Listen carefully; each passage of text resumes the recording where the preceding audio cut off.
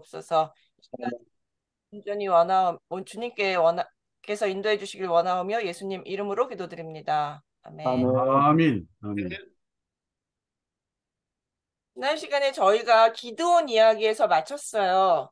예, 그래서 이제 오늘은 그 기드온 이야기의 부록이라고 할 수 있는 아비멜렉 이야기부터 시작해 볼까 합니다. 왜냐하면 아비멜렉 이야기는 기드온 이야기의 일부분이고 일부분이라고 볼 수 있어요. 왜냐하면은 그 이야기가 아비멜렉은 사사가 아니거든요. 어떤 학자들은 아비멜렉에 대해서는 그러니까 안티사사, 반사사 뭐 이런 표현을 써요. 사사와 반대되는 아니면 대응되는 인물이라고 해서 이제 하나 독립적인 인물로 떼어놓기도 하고 또 학자들 가운데 보면은 이 아비멜렉을 축으로 놓고 왜냐면은 세 명 그다음에 중간에 아비멜렉이 있거든요. 그래서 아비멜렉을 중심으로 놓고 자산아, 감이랑 깎아 먹어. 배랑 감, 배 다 있어. 깎아 먹어. 개인적인 대화 나누지 마세요. 개인적인 대화. 이게 음소거를 잠깐만요. 그냥 지금 수업을 들으시는 분들은 음소거를 해주시면 됩니다. 모두 음소거를 해주시면 예, 소리가 안 들어오니까 그렇게 해주시면 감사하겠습니다. 그래서 잠깐만요.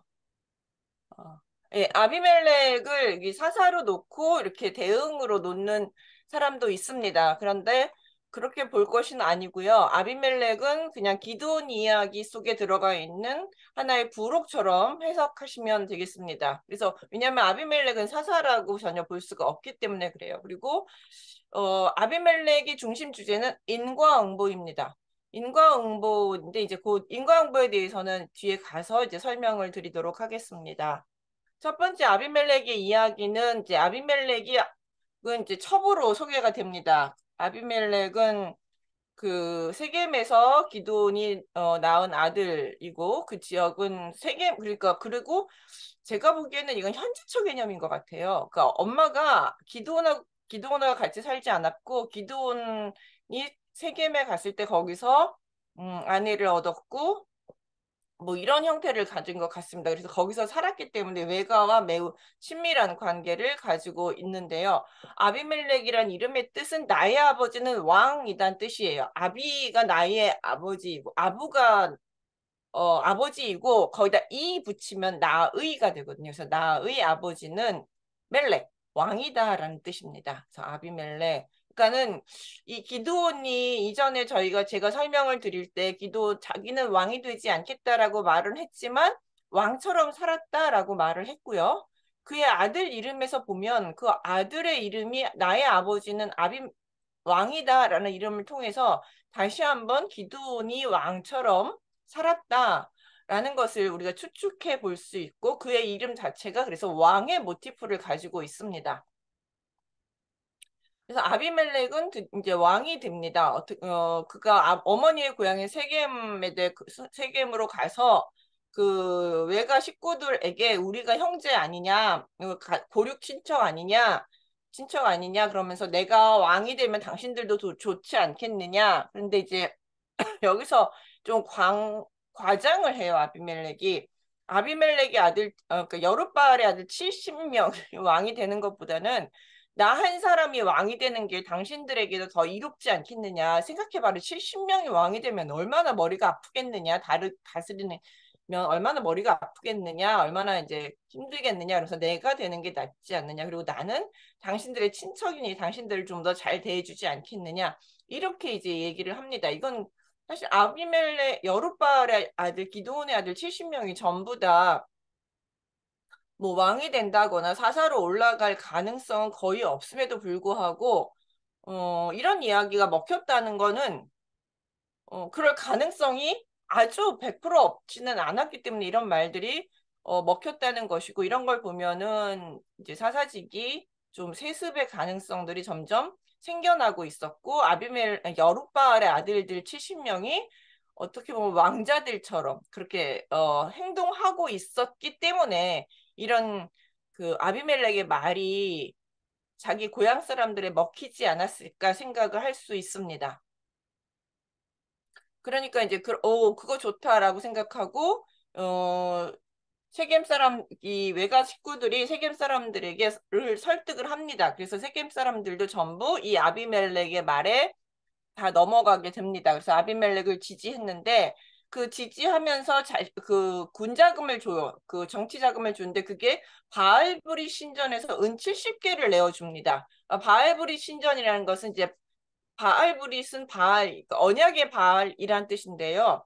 그냥 바알의 다른 이름이에요. 바알 신전, 그러니까 바알의 지지를 받고 이 왕이 됐다라는 것이죠. 그러니까 여호와의 지지가 아닌 바알의 지지를 얻었다. 이방신의 지지를 얻었다는 것이고요. 그래서 태생적으로 이 아비멜렉의 왕권은 상당히 부정적 문제가 있습니다. 그리고 이 돈을 받아서 여기서 보면은 그 뭐 경박하고 방탕하고 경박한 사람들을 샀다고 하는데 이 사람들이 그 전부 용병입니다. 용병을 이제 이렇게 평가를 한 거죠. 용병들을 사서, 그러니까 나쁜 편에 든 용병들에 대해서는 항상 이런 방탕하고 경박하고 뭐 나쁘고 이런 식의 표현을 씁니다. 성경에서는. 용병을 사서 그 용병 부대를 데리고 자기 형제 70명을 전부 잡아다가 한 바위에서 죽입니다. 아주 끔찍한 일을 벌이게 되는 것이죠. 왕이 되기 위해서 자신의 형제 70명을 모두 죽이는 대참사를 벌입니다. 근데 이런 일들을 이제 뭐라 그럴까요? 망설이지 않고 할 수 있었던 배경은 고대 근동 사회에서는 왕이 되기 위해서 형제들끼리 싸우고 죽이고 뭐 친척들끼리 싸우고 죽이고 하는 일들은 다반사였던 문화이기 때문에 이것에 대해서 그렇게 크게 죄책감을 느끼지 않았다는 것을 볼 수 있고요. 이런 걸 보면 이제 아비멜렉은 철저히 어떤 가나안 문화, 이방 문화에 물들여 있었다라는 것을 알 수 있습니다. 그리고 세겜 사람들도요. 그러면서 이제 기드온 아들의 죽음과 그러면서 이제 왕이 됩니다. 아비멜렉은 이렇게 해서 왕이 되는데 이런 왕의 등극의 모습을 통해서 왕에 대해서 되게 부정적인 인상을 심어주게 됩니다. 아비멜렉의 아주 부정적인 방법으로 왕이 됨으로써. 그리고 기드온의 아들들의 죽음과 아비멜렉의 왕의 즉위는 결국 기드온의 부정적인 유산, 즉 왕권을 탐한 왕처럼 살았던 그런 기드온의 부정적인 유산이 원인이 됐다고 할 수 있고 결국 그 기드온 아들들의 죽음 70명이나 되는 그 아들들의 죽음, 요담을 뺀 죽음을 보면 음, 그것도 기드온 가문에 내려진 하나님의 하나의 벌은 아닌가 이런 생각을 해봅니다. 거기서 이런 말은 전혀 하지 않아요. 그렇지만 이렇게 몰살당한다라는 것은 뭐랄까요? 보통의 일은 아니에요. 근데 이제 반란이 그러니까 그러고 나서 이제 요담의 저주가 요담만 살아남아요. 막내 아들 요담만 살아남는데 여기서 이제 요담이 도망을 가기 직전에 그리심산으로 올라갑니다. 그리심산 올라가서 꼭대기에서 요담과 그러니까 아비멜렉과 세겜 사람들에게 이제 그 외치면서 우화를 하나 해요. 여기서 이제 우화는 어떤 우화냐면 좋은 나무들, 그러니까 감람나무, 그러니까 올리브나무, 무화과 나무, 포도나무 이 세 나무들에게 우리의 왕이 달라고 나무들이 요청을 합니다. 갑자기 나무들이 잘 살다가 어느 날 갑자기 우리에게도 왕이 필요하다라고 얘기하면서 이 좋은 새 나무들에게 왕이 되어달라고 요청을 했죠. 그랬더니 이 새 나무는 전부 거절을 합니다. 왜냐하면 내가 하나님께서 주신 이 올리브 오일 아니면 이 달콤한 무화과 열매 아니면 이 좋은 포도와 하나님 모두 백성들을 기쁘게 하고 하나님을 기쁘게 하는 이 포도주를 내가 포기할 수 없다. 난 하나님이 주신 그 임무 아니면 좋은 것을 누리고 그 다음에 베풀면서 살겠다. 그렇기 때문에 왕이라는 존재는 그러면서 내가 이런 것들을 포기하면서 나무들 위해서 우쭐대리오라는 표현을 써요. 그러니까 여기서 보면 왕이란 할 일 없이 나무들을 위해서 우쭐대는 존재 아니면 막 그 잘 살고 있는 나무들을 쓸데없이 흔들어대는 존재 이렇게 표현을 하고 있습니다. 여기서 보면 왕에 대해서 요담의 우화는 왕에 대해서 되게 부정적인 생각들을 표현하고 있습니다. 그러니까 왕이란 존재는 쓸데없이 잘 살고 있는 나무들 위에서 쓸데없이 나무들을 괴롭히면서 우쭐대는 존재라고 이제 평가를 하고 있는 것이죠. 이렇게 이제 좋은 나무들이 거절을 하니까 이 나무들이 포기하지 않고 가시나무한테 가가지고 우리한테 왕이 되어달라라고 이야기를 합니다. 그랬더니 가시나무가 좋다. 대신에 내 그늘로 들어와라 라고 얘기를 해요. 그렇지 않으면 내가 나에게서 불이 나와 너네들을 다 태워버리겠다. 이제 이런 이야기를 하는데 사실 가시나무는 이 되게 건조하기 때문에 지네들끼리 부딪혀서 불이 잘 나요. 그러니까 불이 잘 나는 특징을 가지고 있을 뿐만 아니라 가시나무는 아시다시피 잎이 없어요. 이파리가 없기 때문에 그늘이 없어요. 그늘이 없고 큰 그늘이 없기 때문에 그늘 안으로 들어가려면 가시나무에 가시에 찔리게 됩니다. 그러니까 내 그늘로 들어와라. 그러니까 내가 그러면 이제 가까이 올수록 오히려 고통스럽게 되는 것이거든요. 그런 고통스럽게 하는데 나의 이런 고통, 내가 주는 고통들을 받아들이지 않으면 내가 너희들을 전부 불태워 죽여버리겠다. 이제 이렇게 이야기를 하고 있는 것이죠. 그러니까 이 전체적인 이야기 속에서 요담은 가시나무가 백향목을 사른다라는 것은 우화를 통해서 세겜 사람들에게 니네가 지금 아비멜렉을 왕으로 뽑은 것은 심각하게 문제가 있다. 너네들이 무사하지 못할 것이다. 이제 이렇게 이야기를 하면서 마지막으로 뭐라고 이야기하고 도망을 하냐면 17절에 우리 아버지가 전에 죽음을 무릅쓰고 너희를 위해 싸워 미디안 손에 너희를 건졌거늘 너희가 오늘 일이나 우리 아버지의 집을 쳐서 그의 아들 70명을 한 바에 죽여 그의 여종 아들 아비멜렉이 너희 형제가 된다 그를 세워 세겜 위에 사였도다.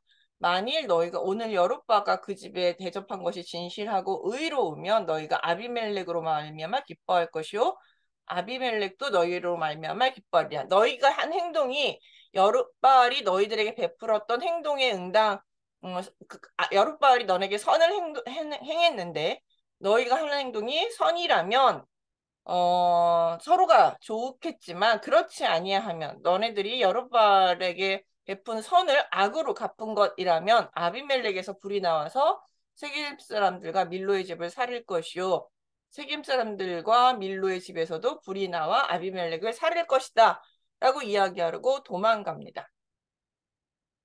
이제 이런 요담의 이야기는 우리가 보면은 요담의 이야기 속에서도 그게 없어요. 하나님에 대한 언급은 딱 한 번밖에 안 나와요. 너희가 내 말을 들어야 하나님이 너희 말을 들으실 것이다 라면서 자기의 말을 꼭 들어야 된다고 강조하는 용도로만 한 번 쓰이고 너네들이 서로 망할 것이다 라는 얘기는 뭐라 그럴까요? 그냥 일관적인 내가 선을 행하는 사람한테 선을 행해야지 선을 악으로 갚으면 너네들한테도 벌이 내려질 것이다라는 어떤 인과응보적인 어떤 그런 저주를 하고 도망을 갑니다. 그래서 요담을 선지자로 보기는 좀 어렵고요. 선지자로 보는 사람들도 있는데 선지자로 보기는 어렵고 일반적인 인과응보 신학에 근거한 저주를 행하고 떠난 것으로 볼 수 있습니다. 그래서 우리는 이거를 요담의 저주라고 이야기를 합니다. 그리고 이제 그 말이 있은 지 얼마 안 있어서 세겜 사람들이 3년 뒤, 그 왕이 된 지 3년 뒤에 그냥 세겜 사람들이 반란을 일으켜요. 근데 이제 여기서 23절에서 왜 반란을 일으켰는지 설명을 합니다. 이 반란이 단순한 인과응보나 자연현상이 아니라 무지한 피를 흘린 것에 대한 하나님의 보응이라고 심판이라고 얘기를 합니다. 그러니까 하나님이 아비멜렉과 세겜 사람들 사이에 악한 영을 보내심에 세겜 사람들이 아비멜렉을 배반하였으니 라고 해서 이 아비멜렉의 행동에 대한 하나님의 보응으로 그들 사이 악한 영을 보내서 그들 사이에 갈등이 일어나게 만들었다는 것이죠. 항상 그 악한 영, 하나님은 선한 영도 보내시지만 악한 영도 다스리십니다. 그리고 보내시는데 이 악한 영은 항상 언제 보내냐 하면 심판의 맥락에서 보냅니다. 그러니까 하나님은 선한 영도 악한 영도 이제 다스리신다라고 볼 수 있습니다. 그리고 이때 갑자기 이렇게 갈등이 있어서 서로 간에 막 엿보고 어떻게 하면 서로 이제 힘겨루기를 하고 이런 와중에 서로 이제 막 이렇게 긴장하면서 서로 사이가 안 좋은 와중에 갑자기 어디서 가알이라는 사람이 등장을 하게 됩니다. 근데 이 가알이라는 인물은 사실 상당히 어디 출신인지도 나오지 않아요. 그냥 에벳의 아들 가알이라고 표현되는데 이 에벳이라는 단어가 에베드라는 단어인데 종이라는 섬기다, 종이라는 단어와 상당히 유사합니다. 그러니까는 종이의 아들 에벳이라고 볼 수도 있고요. 그냥 에벳, 어느 지역인지 지파인지 이 사람이 이스라엘 사람인지 이스라엘 사람이 아닌 건지 뭐 이런 출신이 전혀 나타나지 않고 갑자기 툭 하고 요즘 저희 애들 한국말에는 갑툭튀라고 하는데 갑자기 툭 튀어난 인물이라는 가을이라는 등장해서 아비멜렉에 대해서 내가 등장을 해서 아비멜렉이 누구냐? 그러니까 가을이 딱 등장하니까 갑자기 세겜 사람들이 이 가을을 막 높입니다. 그 사람을 되게 좋아합니다. 상황 자체가 이해가 안 될 정도로. 그러니까 이런 자기를 너무 환영하니까 가을이 야, 아비멜렉이 누구냐? 왜 그를 섬기냐? 여룻바알의 아들이 아니냐? 근데 여룻바알이 우리하고 무슨 상관이 있느냐? 이러면서 이제 우리가 왜 아비멜렉을 섬겨야 되느냐 이러면서 이간질을 해요. 그 전까지는 우리가 남이냐? 그러니까 아비멜렉의 그 신분이 엄마는 세겜 사람이잖아요. 그러니까 엄마의 출신을 따라 혈통을 따라서 여기는 우리 고육 친척이다라고 하던 세겜 사람들이 갑자기 이제 가을이 등장해서 저는 여룻바알 사람이 아니냐. 근데 여룻바알이 우리랑 무슨 상관이냐? 아들 아니냐? 그러면서 우리랑 무슨 상관이냐? 뭐 이렇게 하니까 그래 맞아. 그는 우리랑 아무런 상관이 없지. 뭐 이러면서 이제 마음을 확 돌이키는 거죠. 그러면서 내 손에 수하에 군사만 있었으면 내가 얼마든지 아비멜렉과 싸워서 이길 수 있을 텐데 막 이러면서 이제 그 세겜 사람들을 선동을 합니다. 그러니까 그 말을 듣고 있던 그 스앱이라는 사람이 있어요. 그 스불이라는 그러니까 아비멜렉의 부하가 있었는데 부하라기보다는 아비멜렉 파의 사람이 있었는데 그 사람이 너 그래? 너 전쟁할 수 있어? 아비멜렉하고 전쟁해서 너 충분히 이길 수 있어? 그래 그럼 한번 싸워봐 이러면서 막 또 전쟁을 부추깁니다.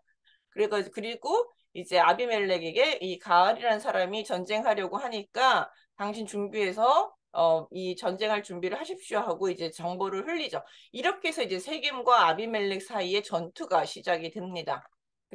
그리고 이 가을은 제대로 싸워보지도 못하고 아비멜렉에게 이제 쫓겨나게 되는 것이죠. 그래서 쫓겨나고 세겜 사람들은 이 전쟁에서 완전히 지게 됩니다. 근데 아비멜렉은 전쟁에서 단순히 지고 세겜 사람들의 항복을 받아내는 것에서 끝나지 않습니다. 예, 나를 감히 나한테 이렇게 공경을 하고 나한테 반란을 일으켰다라고 생각하고 것에 대해서 괘씸하게 여기고 이 사람들을 완전히 죽여버리기로 결심을 해서 세겜을 공격하고 점령하고 그 백성들을 전부 죽이고 세겜 성을 헐어버립니다. 예. 세겜 성을 45절에 보면 아비멜렉이 그날 종일토록 그 성을 쳐서 마침내 점령하고 거기 있는 백성을 죽이며 그 성을 헐고 소금까지 뿌려요. 소금을 뿌린다라는 것은 다시는 이 땅이 이제 죽은 땅을 만드는 거죠. 예, 죽은 땅을 만들어서 이곳에서 사람이 살 수 없는 저주의 땅으로 만들어 버리는 의식까지 치르게 됩니다. 그래서 여기는 군인만이 아니라 민간인까지 모두 잔인하게 죽임으로 이제 죽여버리는데 이렇게 이제 세겜 사람들이 그러니까 죽이고 이제 여기서 이제 끝나는 것이 아니라 이 데베스까지 쳐들어가요. 근데 데베스는 사실 그 세겜 지역도 아니에요. 그리고 세겜 사람들도 아닌데 갑자기 전쟁을 데베스까지 넓히는 거죠. 그 주변 도시거든요, 데베스는.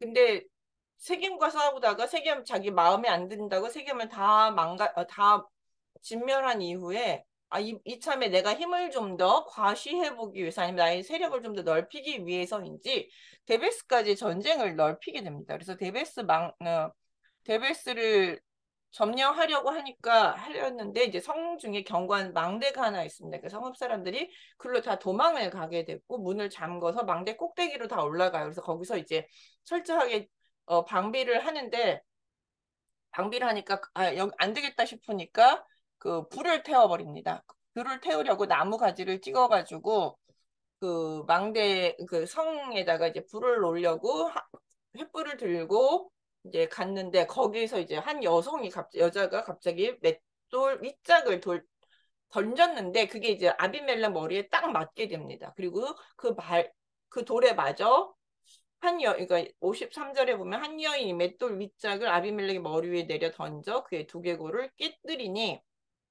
갑자기 그래서 맞게 되고 이제 자기가 죽을 줄 알게 되니까 아비멜렉이 자기의 부하를 불러서 나를 죽여달라. 내가 여자의 손에 죽었다라는 그런 치욕은 당하지 않게 나를 죽여달라라고 이야기를 하고 결국 그 손에 죽게 됩니다. 근데 뭐 그 말까지 다 이야기에 남았죠. 그러니까 여자의 손에 죽은 아비멜렉 가장 비참한 죽음. 여기 여자의 손에 죽었다라는 불명예를 안지 않게 해달라는 건데요. 여자의 손 전쟁터에서 장수가 당시 민간 여자한테 죽었다라는 것은 가장 치욕적인 죽음입니다. 그러니까 어린 애 손에 죽었다는 것이나 그 뭐죠? 기드온이 자기 아들 여델에게 그 미디안 장수를 죽이라고 했던 거, 그것도 치욕적인 죽음이라고 했죠. 그 어린아이의 손에 죽는 것이나 여자의 손에 죽는 것이 가장 그 장수들에게 있어서 치욕적인 죽음이거든요.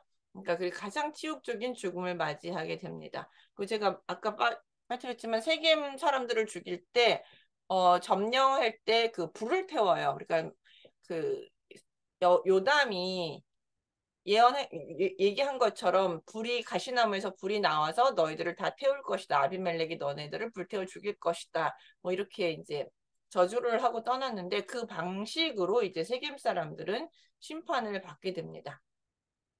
그리고 이제 결말로서는 아비멜렉의 죽음 이후 이스라엘 사람들은 다 각자 자기의 처소에 돌아갔다라고 하면서 이제 아비멜렉의 이야기가 끝이 납니다. 이제 비참한 죽음으로 첫 번째 왕이었던 아비멜렉은 비참하게 죽는데 요 아비멜렉 사건에 대해서 화자가 설명을 해줘요. 그게 이제 56절, 57절입니다. 그러니까 이 사건들을 우리가 어떤 관점에서 바라봐야 할지 화자가 설명을 해줍니다.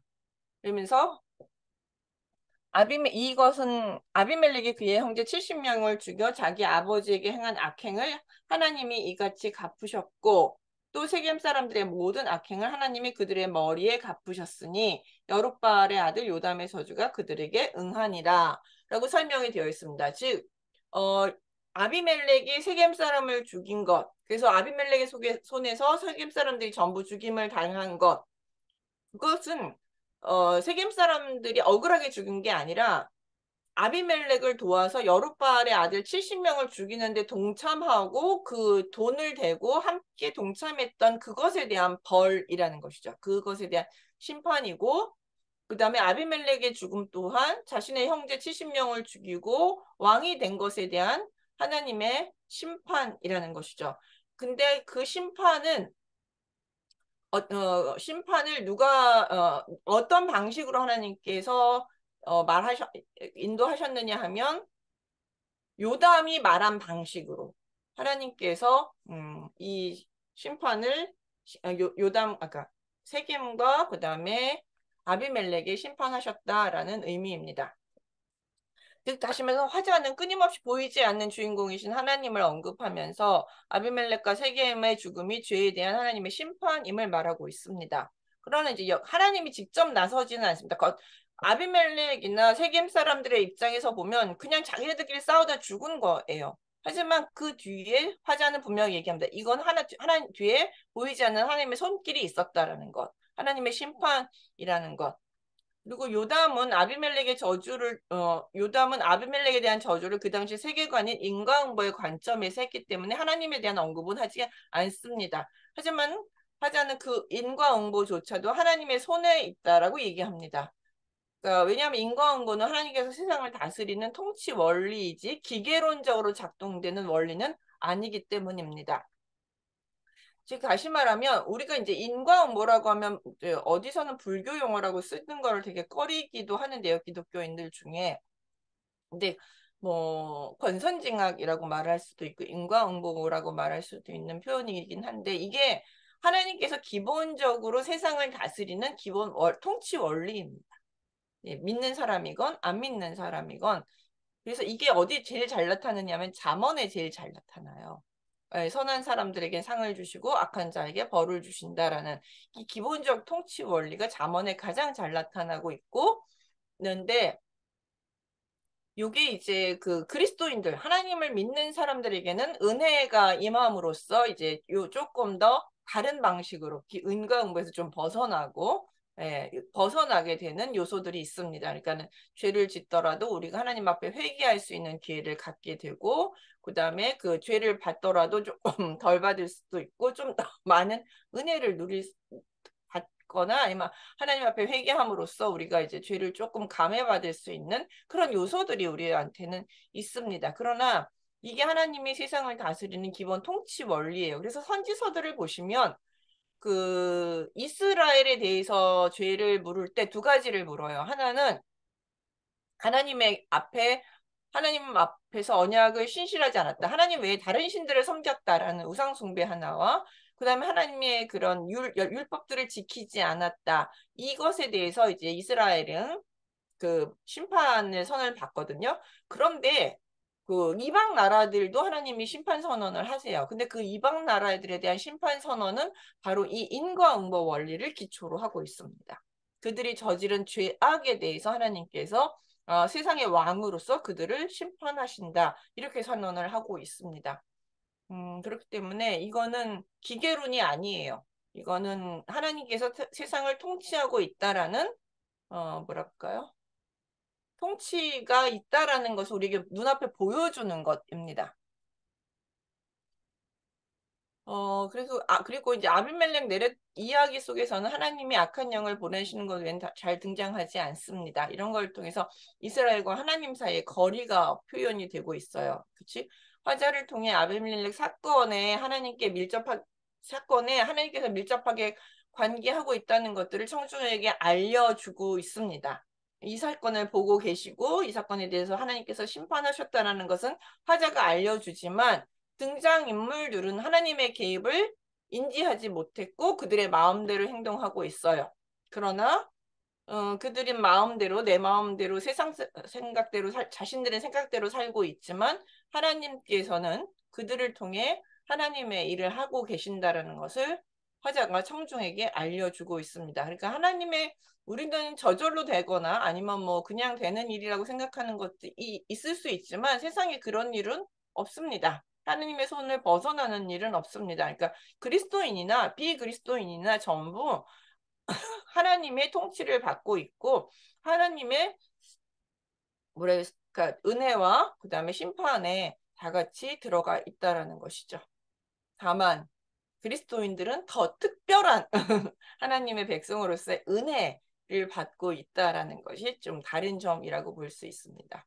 이렇게 해서 이제 아비멜렉의 이야기를 끝으로 기드온 이야기를 마감할 수 있습니다. 그러니까 기드온 이야기는 결국은 상당히 좋지 않은 유산을 그의 이스라엘과 그의 후손들에게 남겼고, 그래서 기드온은 영웅이었음에도 불구하고 그의 자손은 어디로 사라졌는지 알 수 없는 요담 한 사람만 남고 그의 후손들은 사라지게 됩니다. 가문은 사라지게 됩니다. 구약에서 이제 가문 혹은 자손이 사라지는 것은 되게 슬픈 일이고 끔찍한 하나님의 벌 중에 하나입니다. 왜냐하면 요 자손이 사라진다는 얘기는 다음 나올 입다 이야기 속에서 가장 극명하게 드러나게 되거든요. 다음 이야기는 이제 입다 이야기 속에서 보도록 하겠습니다. 입다 이야기로 들어가면 저희가 조금 다른 이제 여기까지는 조금 더 다른 이야기로 볼 수 있습니다. 왜냐하면 시작은 전형적으로 이제 이스라엘 범죄로부터 시작이 됩니다. 네, 그래서 이사갈 사람 이제 돌라라는 사람이 이스라엘을 구원하여서 사사가 됐다라고 하면서 소사사 그다음에 돌라와 그다음에 이제 야일이라는 사사가 언급이 됩니다. 소사사 두 명이 언급이 되고 있죠. 근데 한 사람은 구원자로 등장하고 있고 이제 여기 제가 원고에는 안 썼는데 이 소사사 두 명이 어떤 모양으로 가지고 있냐면 한 사람 돌라는 구원자 모델로 있고 22년, 23년을 다스리게 됩니다. 근데 길르앗 사람 야일이라는 사람이 있어요. 근데 사사가 되었는데 그 사람이 한 일은 구원을 한 게 아니라 그냥 아들이 30명이 있었고 어린 낙이 30을 타고 성읍 30을 가지고 있었어요. 그러니까 뭐라 그럴까 통치하는 모습, 구원자 모델이 아니라 통치한 모습으로 이제 사사가 등장을 합니다. 그러니까 마치 기드온이 70명의 아들이 그 왕자처럼 다닌 것처럼 30명의 아들이 30 나귀는 귀한 귀족의 상징이거든요. 왕자나 귀족의 상징으로 나귀를 타고 다니면서 각 성읍들을 다스리고 있는 모습을 통해서 어, 야일은 왕처럼, 그다음에 아들들은 왕자처럼 행동하고 있음을 보여주고 있습니다. 그래서 그가 몇 년 동안 가졌는 성읍들은 길라 땅에 있고 오늘까지 하봇 야일이라 부르고 야일이 죽음에 가문에 장사되었더라. 그래서 몇 명 정도가 몇 년을 다스렸는지 언급이 없습니다. 이러고 이제 두 명의 소사사 이야기가 나온 다음에 다시 이제 입다 이야기로 들어가게 됩니다. 그래서 그 전까지는 사사라고 하면 다 구원자 모델이 메인이었어요. 핵심이었어요. 그러니까 사사하면 구원자였는데 이 야일이라는 인물부터 이제 다스리는, 통치하는 모델이 이제 등장을 하게 돼요. 근데 이제 다시 악을 행하게 됩니다. 이스라엘 자손이 다시 목전에 악을 행하게 되는데 그래서 범죄로 다시 전형적인 범죄로 시작이 되는데 이스라엘이 이때 근데 이제 하나님 대신에 다른 신들을 섬기게 되죠. 그때 이때 섬기는 신들의 명단이 바알, 아스타롯, 아람의 신들, 시돈의 신들, 모압의 신들, 암몬 자손의 신들, 블레셋 사람들의 신들이에요. 그러니까 가나안 땅에 사는 민족들의 목록과 동일하고요. 그다음에 주변 나라들에 있는 신들과 명단이 같습니다. 즉 다시 말하면 하나님을 빼고 주변 나라에 있는 모든 신들을 섬겼다라고 볼 수 있습니다. 예. 그렇게 그런 신들을 섬기고 여호와를 버리고 그를 섬기지 않았습니다. 즉 하나님 빼고 다 섬겼다. 뭐 이렇게 되는 거죠. 이스라엘 입장에서는 사실 하나님도 섬겼어요. 하나님한테도 제사도 드리고 하나님한테 가서 때때로 제사도 드리고 11조도 좀 바치고 절기마다 가서 명절도 세고 하기는 했어요. 근데 하나님 입장에서는 다른 신들과 같이 하나님을 섬기는 건 하나님을 섬기는 것이 아니다라고 봤어요. 그렇기 때문에 이제 이렇게 표현을 하고 있는 것입니다. 다른 신들 섬기면서 하나님을 같이 섬긴 것에 대해서 하나님은 얘네들이 나를 버렸다. 나를 섬기지 않았다. 이렇게 평가를 한 거죠. 그래서 이제 6절 표현이 그렇게 나오는 것입니다.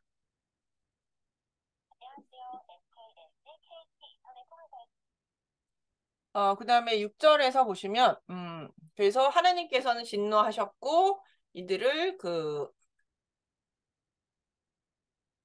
블레셋 사람과 암몬 자손의 손에 파시게 됩니다. 그리고 이스라엘 백성은 그러니까 이제 너무 고통을 받다가 하나님께 부르짖어요. 18년 동안 억압을 받게 되니까 이스라엘 백성들이 드디어 이제 부르짖게 됩니다. 부르짖고 더불어서 자신의 죄까지 고백해요. 우리 하나님을 버리고 바알을 섬겼으므로 주께 범죄하였나이다 하면서 자신들이 범죄한 것까지 고백하면서 여호와께 막 부르짖어요. 근데 이때 그렇게 되면 그 다음이 뭐냐면 하나님께서 사사를 세우시고 이스라엘을 구원하신다 하는 이 순서로 가야 되는데 이제 요것도 이제 백성들이 아는 거죠. 이렇게 우리가 고난을 받으면 하나님께 부르짖으면 하나님께서 우리를 구원해 주실 것이다라는 것을 이제 이스라엘 백성들도 역사를 통해서 이제 알게 된 것이죠. 그러니까 하나님께서 우리가 그래서 부르짖는 것에서 끝나지 않고 죄의 고백까지 넘어가면서 하나님의 도우심을 구하면 우리가 이렇게 하면 하나님이 도와주시겠지 막 이러면서 이제 하나님께 도우심을 구했는데요. 이때 하나님의 반응이 좀 달라요. 되게 시니컬해요. 왜 너네들이 섬기는 그 신들한테 가서 구원하달라지 왜 나한테 오느냐? 예. 여태까지 내가 너네들이 부르짖을 때마다 구원을 했는데 너희들이 나를 버리고 그런데도 나를 버리고 다른 신들을 섬겼다. 그래서 이제 나는 너희를 구원하지 않겠다. 한두 번 배신했어야지. 그러면서 하나님이 나는 너희들을 구원하지 않겠다라고 선언을 하세요. 왜 너네들 섬기는 그 신들한테 가봐. 왜 그 신들을 그러면서 이제 하나님께서 구원하지 않겠다고 선언을 하십니다. 그러니까 이제 이스라엘 자손이 그런 하나님이 구원자를 보내주시지 않으니 더 마음이 애가 타겠죠. 그러니까 이스라엘 자손이 여호와께 여쭈되 네 우리가 범죄하였으니 주께서 보시기 좋은 대로 우리를 행하시거니와 오직 주께 구하옵나니 오늘 우리를 건져내옵소서. 이스라엘 백성들이 더 납작 엎드립니다. 예, 제발 우리 아무렇게나 해도 좋으니 하나님 화가 나셨으니 화날 만도 하십니다. 충분히 이해 갑니다. 저희들이 그동안 하나님 얼마나 배신했는데 저희들 하나님 마음 다 충분히 이해합니다. 그러니까 우리에게 벌을 내리셨더라도 다만 여기 이 고통에서는 구원해 주시기를 원합니다. 그래서 막 하나님께 매달려요. 그러니까 이제 그러면서 자기들 가운데 이방 신도 제거를 합니다. 자기들이 섬기던 이방 신들. 그러니까 이런 걸 통해서 보면 좋을 때는 이방 신들을 막 섬기면서 그들이 자신들한테 복을 주는 줄 알면서 그들을 섬기지만 막상 딱 어려움이 닥쳤을 때 그 이방 신들은 아무런 힘이 되지 않는다는 것을 여기서 잘 보여줍니다. 예. 우리가 의지하는 모든 것들이 사실은 그 진짜 위기가 닥쳤을 때 아무런 힘이 되지 않아요. 그런 것들을 여기서 이제 잘 보여줘. 그러니까 이방신들을 다 제거하면서 하나님만을 섬기고 하나님께 더더욱 매달리게 됩니다. 그러니까 하나님께서는 이런 모습을 보시면서 마음에 근심하게 됩니다. 예. 그러니까 이게 뭐냐면 근심하다라는 뜻은 뭐냐면 고민하다라는 뜻이에요. 확 돌아서지 못하고 계속 쟤네들을 어떻게 해야 될 것인가. 배신. 내가 구원해주면 쟤네 또 배신할 거고 돌아서고 이런 것들이 있기 때문에 내가 쟤네들 도와주는 게 맞는가. 나 또 배신당할 텐데. 이제 이런 걸 보면 여러분 그 사사기에서는요. 하나님이 참 잘 보여요. 우리가 이제 사사기를 통해서 그동안 음, 뭐라 그럴까요? 사사들의 사사들의 영웅적인 행동에 포인트를 맞추면서 봤거든요. 근데, 사사기 이런 하나님이 고민하시는 모습, 근심하시는 모습, 야, 이제 나 너네 안 도와줄 거야 하면서, 예, 뭐라 그럴까, 배신감에, 을 토로하시는 모습, 이런 게 이제 선지서에서는 좀 나타나긴 하지만, 사실 역사서에서는 이런 모습이 거의 나타나지 않거든요. 근데 여기서는 이제 그런 모습들이 등장을 하게 됩니다. 그래서 하나님 도와주십시오 하고 막 매달리는데 하나님은 어떡할까? 얘네들을 도와줘야 되나 말아야 되나 이러면서 고민하고 있는 그런 모습을 볼 수 있습니다. 그러니까 완전히 하나님이 아직 사랑하시기 때문에 그 분노에도 불구하고 자신의 사랑을 놓지 못하는 그 모습이 여기서 참 잘 나타난다고 할 수 있습니다. 근데 이제 이렇게 고민하고 있는 사이에 암몬이 완전히 쳐들어와서 전쟁을 하려고 이제 딱 진까지 치게 됩니다. 미스바의 길르앗의 진을 찍고 그래서 그러니까 이스라엘 백성들도 이제 대응하기 위해서 미스바의 진을 딱 치게 됐는데 자신들을 이끌 그 사사가 없는 거죠. 예. 그러니까 이제 전쟁을 할 사람이 없으니 이 사람들이 결국은 이제 하나님이 세워주시지 않으니 자신들이 세우기를 결정을 하게 됩니다. 그래서 우리 길라 백성과 방백들이 서로 이르되 누가 먼저 나가서 암몬 자손과 싸움을 시작하랴. 그가 길라 모든 주민의 머리가 되면서 누구라도 나서라. 뭐 이제 이러면서 이제 그 군대 장관을 찾게 됩니다. 자신들의 방법으로. 근데 이제 이때 등장하는 인물이 바로 입다입니다. 입다는 길르앗 사람이고 큰 용사인데 이 사람 출신은 기생의 아들이에요. 그러니까 혼외자예요. 기생인데 기생의 아들이면서 길르앗의 아들입니다. 아마 혼외자로 태어났는데 길르앗이 자신의 아들로 입적해서 자신의 집에 살았던 것 같아요. 그러니까 그래서 이런 출신들은 사실 별로 중요하지 않습니다. 성경에서는 혼외자 이건 혼외자가 아니건 이런 것들은 중요하지 않습니다. 아, 그리고 여기 나오는 이 길르 뭐죠? 입다는요. 그 신명기 20장에 나오는 사생자하고는 좀 달라요. 단어가 다릅니다. 거기 사생자는 맘제라는 단어인데요. 그 맘제라는 단어는 단순한 혼외자를 말하는 것이 아니라 근친상간, 그러니까 하나님께서 금지한 그 레위기에 보시면은 하나님께서 금지한 결혼 관계들이 있어요. 성관계 내지는 결혼 관계, 근친상간을 하나님께서 금지하셨거든요. 그러니까 근친상간으로 태어난 아이이거나 아니면 이방 제이 속에서 태어난 이방 뭐 예, 신전 제이 속에서 태어난 아이 혹은 들을 이제 지칭해요 하거든요. 그러니까는 이 우리가 보통 말하는 혼외자하고 그 신명기 20장에서 나오는 그 여호와의 총회에 절대 들어오지 못하는 그 사생자하고는 단어가 다릅니다. 예, 그러니까 입다는 그건 아니에요. 그냥 단순한 혼외자인데 길르앗이 자신의 아들로 그냥 입적을 했기 때문에 자신의 아들로 계속 자신의 아들입니다. 길르앗의 아들로 그냥 인정이 되고 있습니다. 근데 길르앗이 이 입다는 길르앗의 아들로 지내다가 그 혼외자이긴 하지만 길르앗 아들인데 길르앗이 죽은 다음에 유산 상속을 받지 못합니다. 사실 이 길르앗의 아들이기 때문에 유산 상속을 받을 권리가 있습니다. 근데 그 형제들이 그러니까 본처의 형제들이 그냥 내쫓아 버립니다.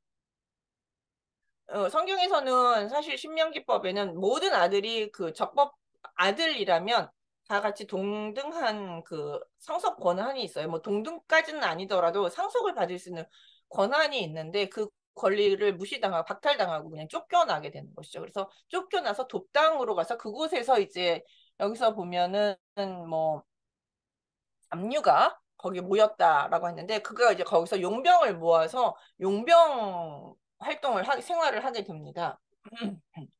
예, 그러니까 이제 여기저기 전쟁을 하고 다니다 보니 전쟁을 잘하는 용사로 이제 성장하게 된 것이죠. 그러니까 사람들이 내쫓았는데 급하니까 그 길르앗 장로들이 입다에게 가서 우리의 군대 장관이 되어 달라라고 요청을 하게 되는 것이죠. 어, 지휘관이 되어 달라라고 하는데 입다가 여기서 부정적인 반응을 보냅니다.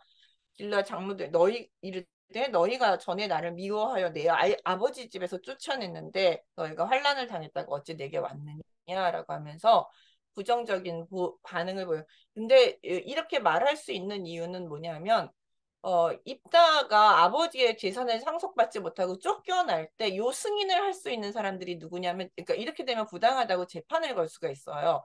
거기 이제 장로들한테 재판을 걸 수 있는데 장로들이 입다 너는 부적격이다라고 땅땅하고 재판을 내려줘야 그 상속을 못 받는 거거든요. 이게 이제 그냥 이스라엘 사회는요, 법이 사적으로 진행되는 일이 별로 없습니다. 그래도 신명기법을 그렇게 들여다보시면 아무리 가장이라도 자신의 자녀를 죽인다거나 자녀들 아니면 재산상의 문제들이 결정이 될 때는 항상 그 동네 장로들의 판결을 받아야 합니다. 예, 그 성읍의 장로들의 공동체의 판결을 받아야 합니다. 그러니까 입다가 쫓겨났다는 것은 그 동네 장로들이 승인을 했다는 것이거든요. 그러니까 당신들이 나 쫓아내놓고서 왜 이제 와서 이렇게 얘기하느냐 이런 얘기를 할 수 있는 거죠. 그래서 나 안 가게 그러니까 장로들이 아, 음, 머리가 돼달라. 군대 장관 정도가 아니라 머리가 되어달라라고 딱 다시 요청을 합니다. 군대 장관은 그 수장이 있고 그 밑에서 군 전쟁을 하는 부하라고 볼 수 있는데 머리는 이제 그 길르앗의 사사. 그 당시는 최고가 사사죠. 사사가로 삼겠다고 제안을 하게 됩니다. 그러니까 이제 그 입다가 이 제안을 받아들여요. 그래서 내가 여호와께서 전쟁을 가서 여호와께서 그 전쟁을 승리하게 하시면 내가 너네들의 머리가 되겠다. 이렇게 이제 되겠느냐라고 뭐 이걸 받아들이겠냐 그랬더니 받아들이겠다. 이렇게 해서 서로 협상을 맺습니다. 그러니까 사실 입다가 사사로 세워지는 과정은 하나님이 세우셨다기보다는 사사와 그다음에 장로들 사이에 협상으로 이제 사사로 세워지게 됩니다. 먼저 선택을 그렇게 받고요. 그러나 이제 하나님의 승인을 받기는 합니다. 왜냐하면 여호와를 증인으로 삼았을 뿐만 아니라 11절에서 보시면 다시 성읍으로 돌아가서 미스바에서 자기의 말을 다 여호와 앞에 아뢰니라라고 하면서 우리가 이 입다를 하나님의 사사로 선택을 했습니다라고 미스바에 가서 하나님 앞에서 뭐라 그럴까요? 보고를 합니다. 하나님 앞에 보고를 하면서 사후 승인을 받는 것이죠. 그리고 승인이 됐다라는 것을 어디서 알 수 있느냐 하면은 전쟁을 나갈 때 여호와의 영이 입다에게 임해요. 그러니까 하나님께서 그냥 입다 너네들이 세웠어? 그러고서 거기서 끝난 게 아니라 그래 세웠어? 그러면서 하나님이 그를 승인을 해주시는 것이죠. 그러니까 어떻게 보면 하나님이 막 얘네들을 사사를 세워줄까 말까 고민을 하시는 사이에 백성들이 가서 입다를 사사로 선택을 했고 하나님 앞에 가서 하나님 이 사람을 우리가 사사로 선택했으니 하나님 받아주십시오. 이 사람 통해서 역사해 주십시오라고 했고 하나님께서 마음을 돌이키셔서 그렇게 해주마라고 이제 승인을 하게 된 것이죠.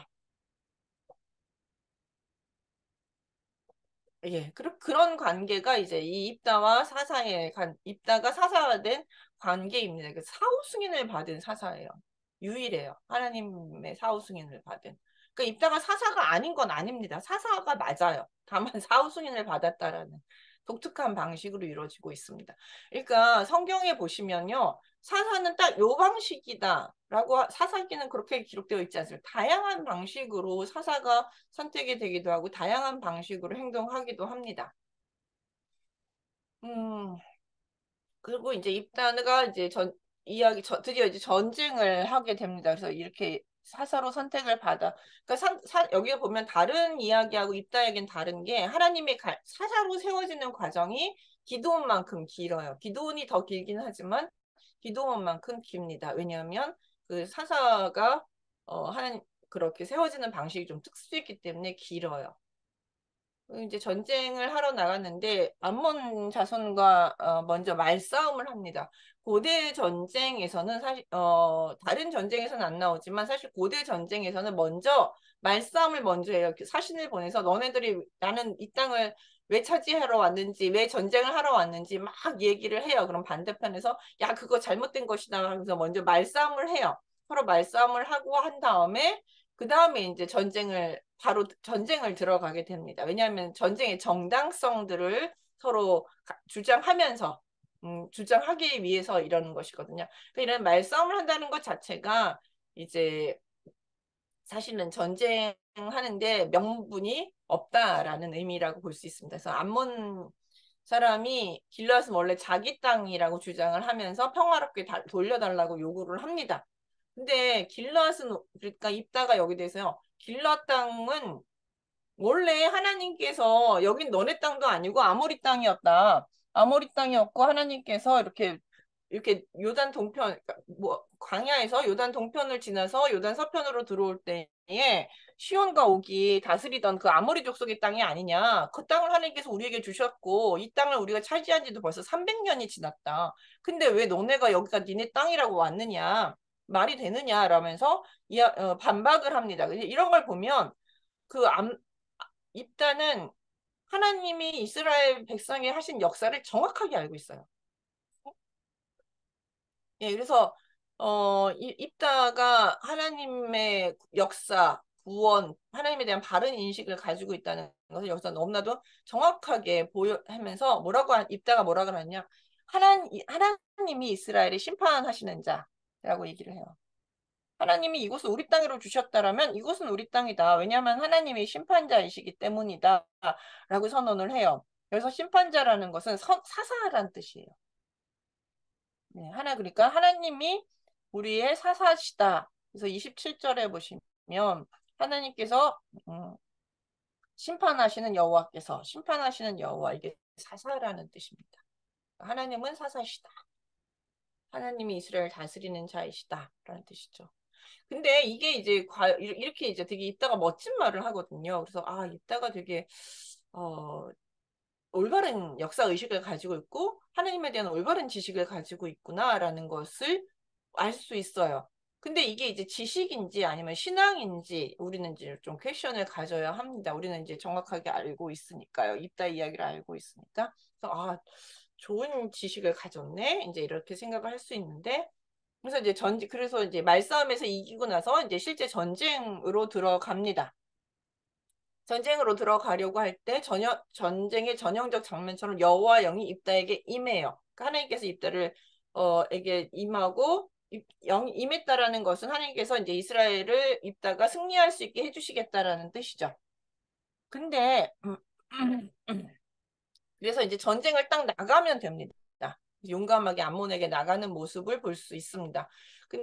근데 22절, 32절, 33절 이 장면에서 바로 어디로 넘어가면 되냐면 32절, 33절로 넘어가면 그래서 이 30절과 31절을 싹 빼버리면 하나님의 영이 임해서 전쟁하러 나갔고 그다음에 하나님께서 그들을 입다의 손에 넘겨주셔서 이스라엘이 암몬 자손과 싸워서 승리했다. 입다가 여호와의 전쟁에 승리했다라는 어떤 그런 모습, 완벽한 여호와의 전쟁의 모습, 완벽한 입다 스사의 모습을 보여줄 수 있었습니다.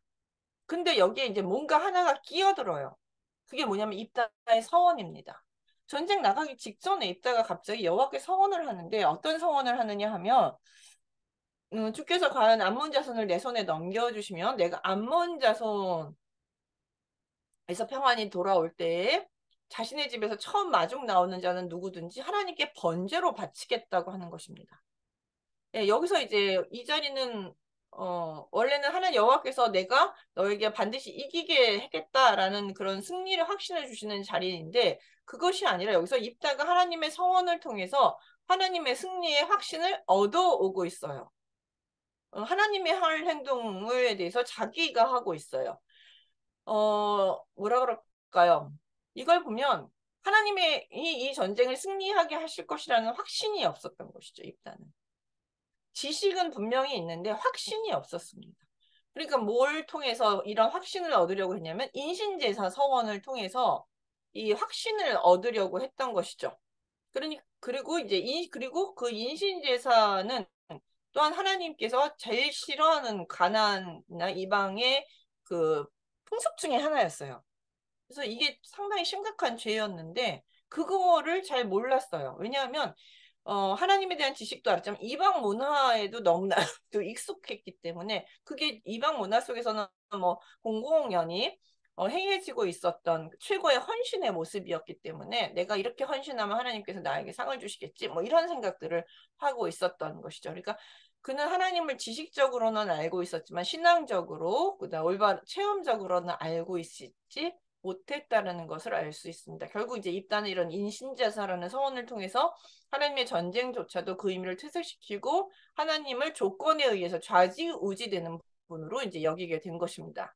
사실 여호와의 전쟁은 하나님이 주이시고 인간은 보조자의 역할을 하는 것인데 이 서원을 통해서 자신이 주인공이 되는 것이고 하나님을 보조자로 만든 것이죠.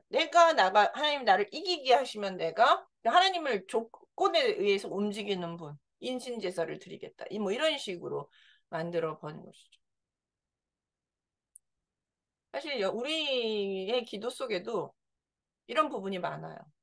우리의 인생을 이끌어 가시는 분은 하나님이시고 나는 그 하나님의 이끌어 가심 속에 순종하면서 맞춰가면서 또 기도를 통해서 맞춰가면서 살아야 하는데 우리는 종종 이 조건을 잘 걸어요. 하나님이 뭘 해주시면 내가 이걸 하겠습니다. 하나님이 뭘 해주시면 이런 걸 하겠습니다. 이건 초보적 신앙이에요. 아주 초보적 신앙. 초보일 때는 이런 게 잘 먹혀요. 하나님께서 또 그래도 초보니까 어리니까 이렇게 해주시지만 성숙한 신앙을 가진 사람은 내가 하나님께 맞출 방식을 생각해야지 하나님을 조건을 걸면서 하나님을 나한테 맞추려고 하는 그런 신앙의 모습은 성숙하지 못한 신앙의 모습이라고 볼 수 있는데 이것도 잘못된 조건을 걸었죠. 이신제사. 하나님께서 가장 싫어하시는 방식으로 그 조건을 걸게 됩니다. 그래서 이제 전쟁이 결국은 이겨서 결국 전쟁은 이겨요. 하나님께서는 이런 입다를 통해서도 이스라엘을 구원하십니다. 왜냐하면 입다를 세운 목적은 어, 이스라엘을 구원하기 위해서거든요. 그래서 전쟁에서 이겨서 암몬의 손에서 이스라엘을 하나님께서 구원하십니다. 근데 이야기는 이제 거기서 끝나는 게 아니죠. 이스라엘은 승리를 얻었지만 이제 입다의 문제로 넘어가게 됩니다. 이게 이제 사건의 절정이 이 부분인데, 전쟁에 승리한 다음에 돌아왔을 때 사람들은 누가 이제 입다 집에서 나올 것인가 여기에 주목을 하게 됐는데, 그게 누가 나왔냐면 무남동녀 딸이 나옵니다. 아들도 없는 유일한 자식이 가장 먼저 마중을 나오게 됩니다. 그러니까 여태 자기가 입이 이렇게 나올 줄은 생각을 못 했겠죠. 무슨 하인이 나온다던가 뭐 이런 생각을 아마 했을 것 같은데, 그때 누가 나왔냐면 자기의 무남 동료 딸이 나왔습니다. 그리고 그러니까 이제 이걸 보고 너무 황망하니까 이제 막 울면 옷을 찢고 너는 나를 참담하게 하는 자다, 너는 나를 괴롭게 하는 자다 하면서 막 딸을 원망을 합니다. 그러니까 딸은 이게 뭐야, 아버지의 승리를 축하하기 위해서 뛰쳐나왔다 갑자기 원망을 다 듣게 되는데, 이제 무슨 일인지 알게 되면서 입다에 따라 아버지의 말을 그대로 받아들이고 아버지가 말한 대로 그냥 행하라고 얘기를 합니다. 근데 그러니까 입다는 딸을 원망하는 것뿐만 아니라 이 딸에 대한 원망이 곧 여호와에 대한 원망인 거죠. 나한테 왜 그러십니까? 자신의 이 잘못된 것들은 자신들에게 돌아옵니다. 사실 이거하고 똑같은 장면이 하나 더 있어요, 뒤에. 어디냐면 사무엘서에 보시면 사울이 블레셋과 전쟁하다가 전쟁의 승리를 하기 위해서 금식을 선언하면서 서원을 합니다. 그때 누구든지 하나라도 뭘 먹으면 죽을 것이다, 내가 죽여버리겠다, 이제 이렇게 선언을 했는데, 그때 걸린 게 누구냐면 요나단, 그의 아들이에요. 그의 아들이 걸려들게 됩니다. 하나님께서는 그런 것들을 서원 함부로 하는 거 아닙니다. 서원이라든지 이런 것들 함부로 하는 게 아닌데, 여기서 그래서 이제 그의 딸이 여기서 등장하게 됐고, 근데 이 딸은 아버지 말을 그대로 받아들여서 그대로 행하라고 말합니다. 그래서 물론 잘못은 당신한테 있습니다. 그렇지만 아버지가 말씀하셨으니 책임은 아버지의 말씀대로 하겠다라고 얘기를 해요. 입다의 딸은 신실한 하나님께 대해서 신실성을 보여야 된다라고 고백을 해요. 그러니까 입다의 딸은 그 당시 사회에서 볼 수 없는 어떤 신실함을 갖췄다라고 볼 수 있어요. 그러니까 명백히 그 당시 사람들과 좀 다른 신실한 모습을 갖추고 있다고 볼 수 있지만, 사실 여기서 더 비극적인 건 뭐냐면 신실은 한데 무지했다라는 거, 순진했다라는 게 비극입니다. 사실 입다와 그녀는 이스라엘의 승리가 입다의 서원과는 관계없이 하나님의 은혜와 하나님의 능력에 의해서 구원이 이루어진 것이거든요. 그러나 입다와 입다의 딸은 이것이 자신들의 서원 때문에 이런 구원이 이루어졌다라고 생각을 한 것이죠. 그러니까 하나님한테 이 은혜를 꼭 갚아야 된다라는 것으로 이제 생각을 한 것이에요. 신실하지만 무지해요. 신실하지만 무지한 신앙이 가장 비극을 초래하기도 하고요. 순수하지만 무지한 신앙 때문에 어, 사람들이 제일 고통을 겪기도 합니다. 그래서 우리가 지금 성경을 배우고 하나님 말씀을 배우고 올바른 지식을 전달해야 되는 이유가 바로 여기에 있어요. 사실 이단에 빠진 사람들도 되게 신실해요. 근데 다만 무엇이 진리인지 뭐가 옳은지를 잘 모르기 때문에 그런 이단에 빠지기도 하고 어리석은 일들을 행하게 되는 것이죠.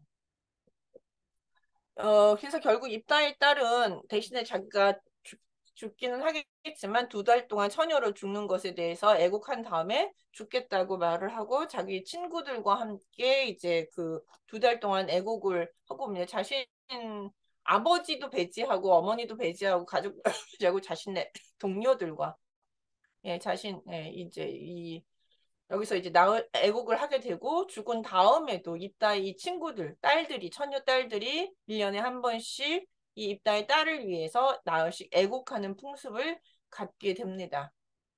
이스라엘의 남자들, 그다음에 사람들은 이 입다의 딸의 죽음, 그다음에 입다의 딸이 죽은 다음에 그 처녀들이, 자신의 딸들이 입다의 딸의 죽음에 대해서 애국하는 모습을 보면서 무슨 생각을 했을까요? 애도라는 것인데요. 이게 애곡이고 애도인데요. 이게 참 비극적인 죽음이잖아요. 그 비극적인 죽음을 해마다 이 입다의 딸의 친구들이 기념을 하고 나흘씩 울었다는 거죠. 그럼 이걸 보면서 이 땅에 이런 일이 다시는 일어나면 안 되겠다라는 생각들을 하지 않을까요? 이런 비극이 일어났습니다라는 것을 알리는 것이고, 다시는 이런 비극이 우리에게 일어나서는 안 됩니다. 이런 어리석은 일은 절대 해서는 안 됩니다라고 알리는 것은 아니었을까 하는 생각이 듭니다. 애도, 죽음, 슬프고 그 죽음이 억울할 때 우리는 애도를 하게 됩니다. 기억을 하기 위해서. 그리고 그 기억을 왜 하느냐 하면 다시는 이 땅에 이런 일이 벌어지지 않기를 기억하기 위해서. 그래서 그 죽음을 기억하고, 예, 다시 비극이 반복되지 않게 우리가 애쓰고 노력하고 하기 위해서 우리는 그 죽음들을 기억하고 애도하는 것이죠. 그래서, 예, 그래서 우리가 이 애도라는 것은 되게 중요한 성경의 주제 중에 하나이고, 예, 그다음에 또 하나는 강한 자, 힘 있는 자들은 사실 애도가 아니라 뭐 다른 다양한 방식들을 통해서 자신들의 억울함이라든지 이런 것들을 표출할 수 있는데 힘이 없는 약자들은 이런 억울한 죽음을 맞이하게 됐을 때 이런 애도라는 방식 외에는 별로 표출할 수 있는 방식들이 많지가 않아요. 그렇기 때문에 이 애도라는 것을 특히 약한 자들의 애도, 슬픔 이런 것들에 대해서 우리는 조금 더 관심을 가지고 가질 필요가 있다라고 생각을 합니다. 지금 그 입다의 이야기는 그런 것들을 입다 딸의 죽음의 이야기는 그런 것들을 우리에게 보여주고 있습니다. 이제 참고로 입다 딸의 이야기는 상당히 여러 가지 이야기들을 많이 하는데 사사기 내에서 최초로 희생당한 여성입니다. 이전까지 여성들은 축복받고 전쟁에 적극 참여하는 용감한 여성들로 긍정적으로 그려지고 있었지만 입다의 딸은 되게 어이없이 희생당한 인물인데요. 사실 그 사사기 전체에서 보면은 이스라엘의 영적 상태가 점점 타락할수록 여성들의 처지도 점점 열악해집니다. 이제 이름도 사라지고 여성들의 이름도 사라지고 그다음에 여성들의 처지도 점점 열악해지는 것을 볼 수 있어요. 이제 처음 희생당하는 여성이라는 이야기를 왜 하느냐면 뒤로 가면 계속 여성들이 희생당해요. 삼손의 이야기에서도 그렇고 그다음 미가 이야기는 안 그렇지만 그다음 맨 마지막에 레위 첫 이야기에서도 그 여성들이 계속 죽어나가는 이야기들이 계속 나오고 있습니다. 그래서 올슨이라는 학자는 사사기 있는 공동체 안에서 여성과 아이들, 특히 딸들의 복지와 그들에 대해 처리하는 방식을 한 공동체가 과연 종교적 삶을 얼마나 신실하고 건강하게 보여주는 어떤 척도로 삼은 것이라고 이제 제시를 합니다. 즉, 사회가 건강하면 그 약자들도 우리가 이제 사회적 약자들도 자신들의 힘들을 발휘하고 목소리를 낼 수 있고 이름을 가질 수 있지만 사회가 영적으로 타락할수록 도덕적으로 타락할수록 사회적 약자라고 볼 수 있는 아이라든지 여성들이 희생당하고 이름도 사라지고 목소리도 사라지는 그렇게 된다라는 것이죠. 그게 맨 마지막에 이제 사사기 맨 마지막 장면을 보시면 이 이야기가 뭔지 명확하게 알 수 있습니다. 그리고 또 하나 여기서 보면 이제 우리가 서원에 관해서 잠깐 이제 이 얘기를 끝내기 전에 한번 보면 서원은 우리가 이제 해로울지라도 서원은 반드시 지켜야 된다라고 이야기를 하는데 사실 레위기 27장에 보시면 서원에 대한 규례가 나오고 있고 여기서는 물을 수 있는 규례가 나옵니다. 서원을 내가 했어요. 내가 이 집을 여호와께 바치겠다고 서원을 했는데 집에 가서 생각해보니까 집이 이거 한 채밖에 없어요. 그때는 막 열정이 올라서 내가 이제 집을 바치겠다고 서원을 했다가 집에 가니까 이 집이 한 집밖에 없고 이 집을 바치게 나면은 우리 집 전부 길거리에 나앉아야 돼요. 이제 이럴 경우에 어리석은 서원을 했을 경우가 있잖아요. 이럴 경우에는 가가지고 제사장한테 가서 제가 잘못했습니다. 내가 어리석은 서원을 했습니다. 라고 이제 고백을 하면 제사장이 집 가격을 대충 매기고 그 가격에 5분의 1 가격에 벌금을 냅니다. 한 20% 정도 벌금을 내요. 벌금을 내면은 그 서원을 물을 수가 있습니다. 그러니까는 그런데 이게 이제 서원은 일반적으로 제사 시 제물에 대한 규례이지만 물을 수 있습니다. 그러니까 서원은 안 하는 게 그래서 예수님이 뭐라고 해요? 서원은 안 하지 말아라. 하늘로도 하지 말고 땅으로도 하지 말고 도무지 하지 말라. 이제 이렇게 얘기를 합니다. 그러니까 서원을 했으면 반드시 지키는 게 맞는데 지키는 게 맞습니다. 그러나 잘못된 서원인 경우에는 물을 수 있으면 물어도 좋고 특히 악한 서원은 지키지 않는 게 더 덕스럽습니다. 하나님 앞에 죄를 고백하고 고백하고 안 하는 게 낫죠. 그러니까 입다가 딸을 서원으로 제물로 바치지 않았고 하나님 앞에 잘못했습니다 회개하면서 자신 하면 어떤 일이 벌어졌을까요? 사사로스 지도자로서의 어떤 그런 위신이 깎이고 체면이 깎이고 사사로서의 지위가 위태해졌을지도 모릅니다. 사실은. 그렇지만 자신의 딸은 살릴 수가 있었어요. 왜냐면 근데 자신의 딸을 죽이는 것 자체가 하나님 보시기엔 더 악한 일이었거든요. 그래서 이제 더 악하고 왜냐면 인신제사 자체가 하나님 보시기엔 더 악이었기 때문에 그거는 안 하는 것이 더 맞습니다. 그렇기 때문에 악한 서원은 지키지 않는 것이 더 덕스럽고 하나님 앞에 빨리 회개하고 예 회개하는 것이 올바른 행동입니다. 결국 그래서 이제 입단 서원을 지켰지만 그 벌이 뭐예요? 자손을 하나도 남기지 못한 것이 하나님이 입다해 주신 벌이라고 할 수 있습니다. 그 다음에 이제 또 입다 이야기 속에서 부정적인 결론이 나는데 그 동족 간의 전쟁이 일어나게 됩니다. 에브라임과 분쟁이 일어나는데 기드온 이야기 속에서도 전쟁이 다 끝난 다음에 에브라임이 와서 시비를 걸었잖아요. 마찬가지로 에브라임이 입다가 전쟁이 다 끝난 다음에 또다시 와서 시비를 겁니다. 이럴 때는 뭐라고 얘기냐면 입다의 집을 불살겠다고 협박을 합니다. 막, 내가 너네 가만히 두지 않겠다. 어떻게 우리를 무시할 수 있냐면 이러면서 이제 막 협박을 하고 무시를 해. 그러니까 근데 입다는 기드온처럼 그렇게 유한 사람이 아니라 상당히 강한 인물입니다. 논쟁에 능하고 자신의 딸도 죽일 만큼 권력력이 강하고 센 사람이기 때문에 이것을 받아들이지 않습니다. 그래서 전쟁을 선포합니다. 에브라임 사람과 전쟁을 선포해서 아예 적을 치듯이 전쟁을 해서 동족을 다 죽여버립니다. 그래서 요단 동편과 요단 이 입다는 요단 동편 사람이고 에브라임은 요단 서편 사람이거든요. 근데 요단 서편에서 요단 동편으로 건너왔던 이 에브라임 사람들을 전부 다 쳐 죽이면서 도망가는 그 에브라임 사람들을 잡기 위해서 그 요단 나루를 점령을 합니다. 지난번에도 아마 요단 나루 누가 먼저 점령하느냐 이런 얘기가 나왔을 거예요. 그래서 요단 나루를 먼저 점령해서 거기서 이제 시볼렛이라는 발음 차이로 에브라임 사람들을 구별해냅니다. 여기 당시에도 이제 그 방언이 있었거든요. 나라 그 지역마다 방언이 있었기 때문에 시볼렛, 시볼렛 이렇게 그러니까 이게 하나는 쉰이고요. 하나는 씬이에요. 발음이. 그러니까 이게 싸맥인데 싸맥을 해서 쓰 발음인 거죠. 그래서 말의 사람이 말장난을 통해서 전쟁을 하고 있는 것으로 입다의 특징하고 잘 어울려요. 그 발음을 통해서 사람을 구별해내고 에브라임 사람을 전부 죽입니다.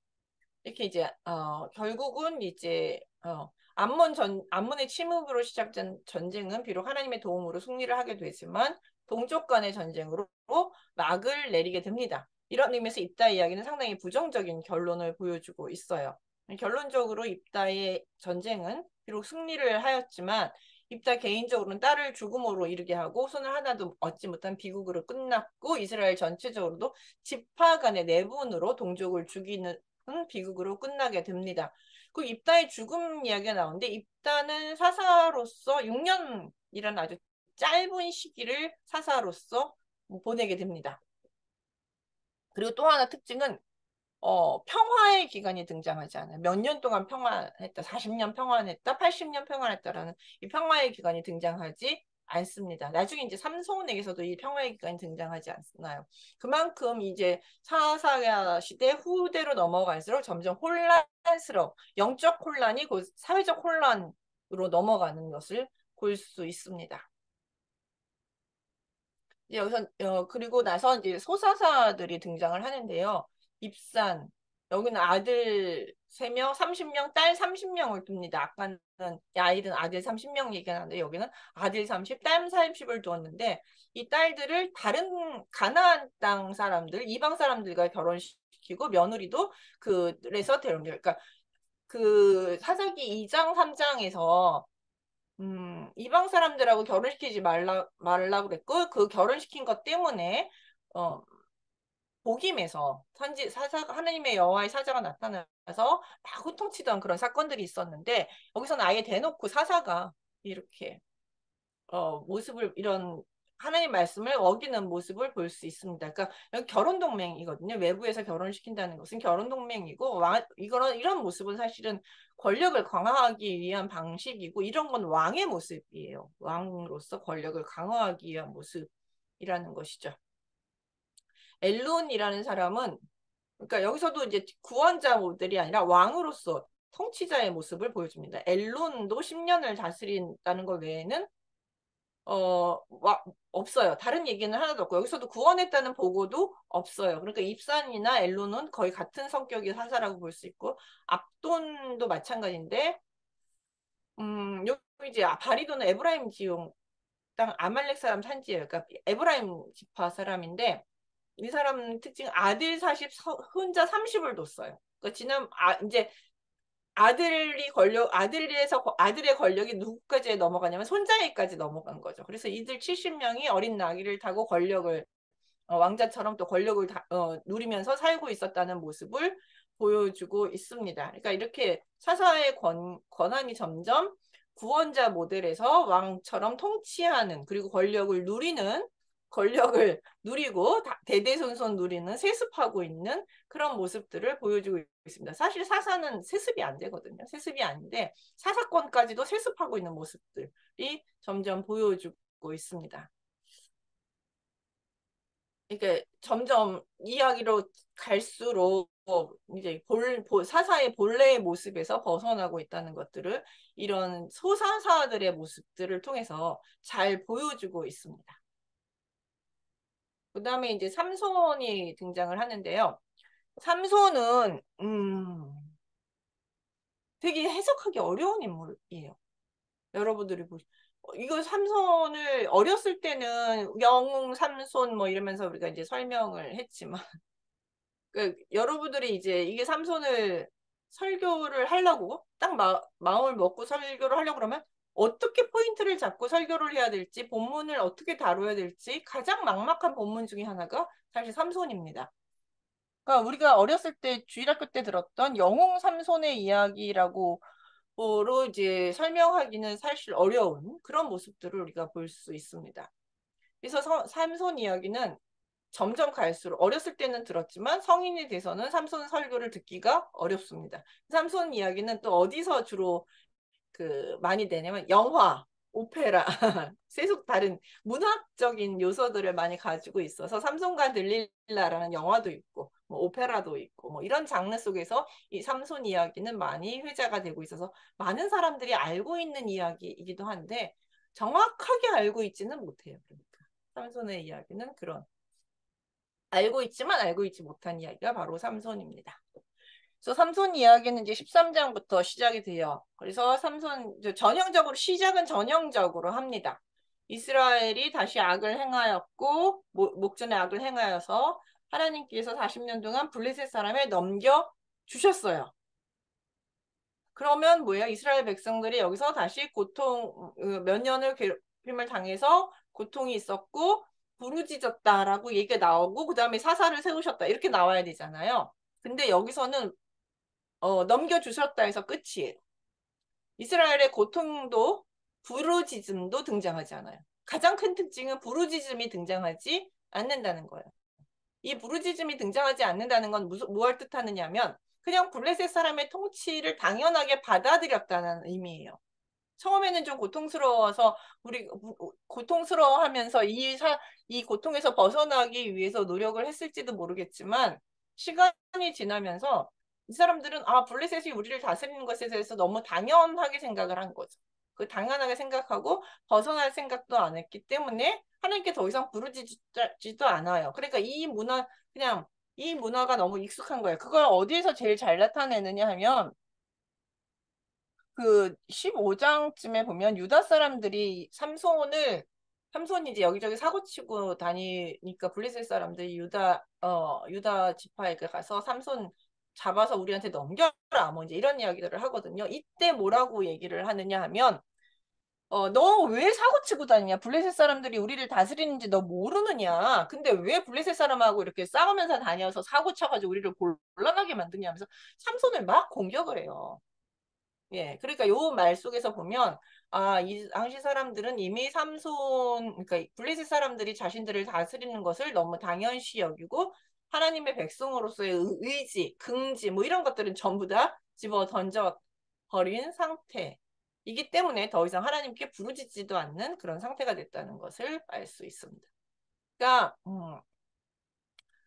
아직 하나님께 부르짖는 상태만 되더라도 그나마 다행인 거죠. 입다 얘기도 되게 부정적이었지만 그나마도 그것도 다행인 시대였던 거죠. 이제 더 이상 부르짖지도 않는 시대가 됐습니다.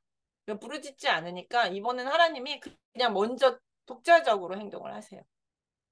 예, 그래서 삼손을 먼저 세우십니다. 그래서 이제 단지파 여외 사자가 어느 마누아라는 사람이 있었고 아내가 임신하지 못하는 상태에 있었는데 음, 음. 그러니까 이렇게 보면은 마누아 안의 불임, 그다음에 이제 기적적인 출생의 배경이 되면 이스라엘의 현재 상태와 상당한 유비를 가지고 있습니다. 불임 상태라는 것은 어떤 하나님을 찾지도 못하고 사설을 뭐랄까 구하지도 못하는 어떤 그런 아주 그런 상태인 거죠. 이때 여호와의 사자가 나타나서 마누아의 아내에게 하나님께서 아들을 주실 것이다. 라고 이제 알려주십니다. 여기서 이제 내가 임신하지 못함으로 출산하지 못했다라는 얘기는 이 마누아 아내에게 그 불임 상태, 선천적인 불임인데 너가 출산할 수 있다라는 것을 강조하기 위한 표현들이에요. 이건 그러니까 마누아 아내가 아이를 낳은 거는 완전 기적이라는 것이죠. 불가능한 상태에서 태어난 아기라는 것을 강조하기 위해서 임신하지 못함으로 출산하지 못하였으나 임신하여 아들을 낳으리니 그러면서 너는 삼가 포도주와 독주를 마시지 말고 어떠한 부정한 것도 먹지 말라. 왜냐하면 아들을 낳으리니 그 sak도를 대지 말라. 왜냐하면 나실인이다. 너의 아이는 태에서 나옴부터 하나님께 바쳐진 나실인이고 그가 이스라엘을 블레셋 사람의 손에서 구원할 것이다 라고 이야기를 해요. 그러니까 여기서 이제 나실인 규례에 대한 이야기를 하면은 나실인은 원래는 일정한 기간 동안 내가 100일이면 100일, 뭐 40일이면 40일 동안 내가 하나님께 특별히 이 기간을 하나님께 바치겠습니다. 어떤 서원을 통해서 바치겠습니다 하고 서원을 하는 거죠.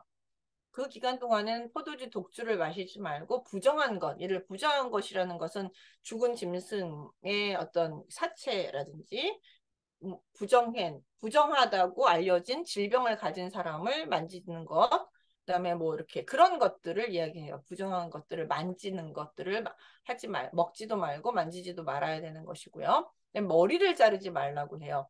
여기서 이제 핵심은 머리카락인데요. 왜냐하면은 머리카락을 안 자르는 것이 그 언약에 있어서 가장 큰 뭐라 그래 상징적인 행동이라고 볼 수 있습니다. 왜냐하면 이렇게 40일 동안 내가 나실인으로 살겠다고 서원을 했다가 나도 모르게 그 죽은 시체를 만졌어요. 그럼 내가 부정해졌죠. 그럼 나실인 서약이 깨지게 됩니다. 나실인 서약이 깨지게 되면 어떻게 되느냐 하면 그러면 나실인 서약이 깨졌다는 걸 뭘로 표시를 하냐면 머리카락을 자릅니다. 머리카락을 안 자르기로 했다가 머리카락을 잘라요. 그래서 우린 나실인 서약이 끝났다, 깨졌다라고 하고 40일 나실인 서약을 다시 해야 합니다. 그러니까 이 깨진 다음에는 다시 40일 동안을 다시 시작을 해야 합니다. 이게 이제 나실인 서약의 규칙이에요. 그래서 머리카락을 자르고 다시 시작하면 그래서 다시 이제 40일 동안 머리카락을 안 자르고 부정한 것 정하지 않고 다 이제 40일을 무사히 끝낸 다음에 끝나면 그 끝났다는 의미로 다시 머리카락을 잘라요. 그러니까 머리카락을 자른다는 의미는 나실인 서약이 끝났다라는 의미예요. 그래서 머리카락을 자르지 말라고 이야기를 합니다. 그러니까 삼손의 머리카락이 가진 의미는 삼손의 머리카락 자체가 무슨 힘이 있는 게 아니라 이런 서약의 규칙에 따라서 머리카락을 잘랐다라는 얘기는 이제 나실인 서약이 끝났고 하나님과 삼손 사이에 어떤 관계가 끝났다라는 의미를 상징하는 것입니다.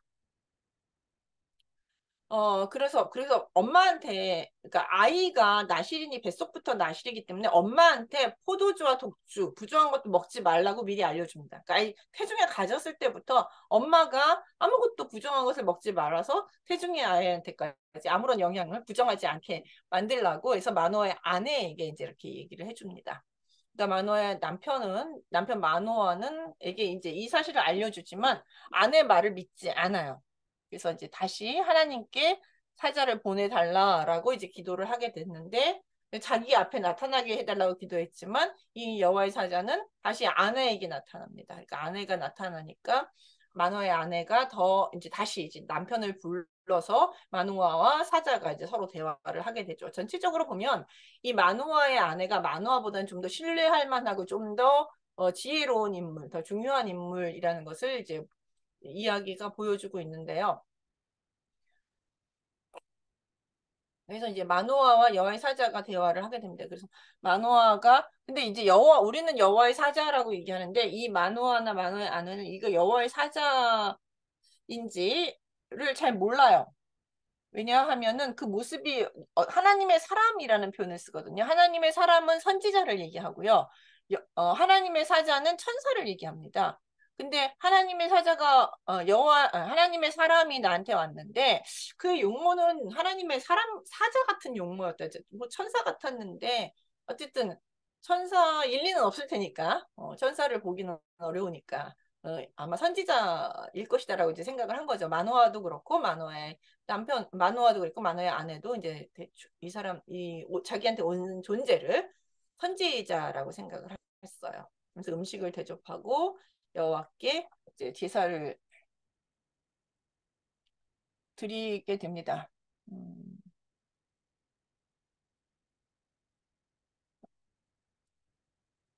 제가 음식 대접하겠다고 하니까 여호와의 사자는 그래 여호와께 너는 제사를 드려라. 그래서 음식을 이제 싸놓고 쌓아놓게 되면 여호와께 바치게 합니다. 번제를 드려야 된다고 하면서 그리고 이제 이름이 뭡니까? 내가 당신 그러니까 대답을 하니까 기묘자라고 대답을 해요. 기묘자라는 것은 기적이라는 이런 뜻입니다. 기적, 원더풀이라는 의미이지만 이거 카운스 이게 기적이라는 의미예요. 그러니까 이런 이름을 통해서 여호와임을 드러냅니다. 자기가 나는 뭐 왜냐면 기묘라 모사라 전능의 마음 그래서 이게 이제 일종의 하나님에 대한 다른 표현인데 기묘자라고 대답했음에도 불구하고 그 여호와의 사자인 줄 인식을 못하죠. 그러니까는 그 알려주기 위해서 이적을 보여줘요. 이 이적이라는 것이 그걸 통해서 자신의 기묘자라는 거. 이적이라는 단어와 기묘자라는 단어가 같은 단어예요. 이적을 통해서 내가 기묘자, 하나님이라는 것을 증명해 보이면서 사자가 사라지게 됩니다. 그 땅에 그 불꽃을 드러내고 이제 그 땅에서 사라지게 됩니다. 근데 이걸 보자마자 마노아는 자기가 하나님을 보았으니 죽을 것이라고 두려워합니다. 야, 내가 하나님을 보니까 두려워.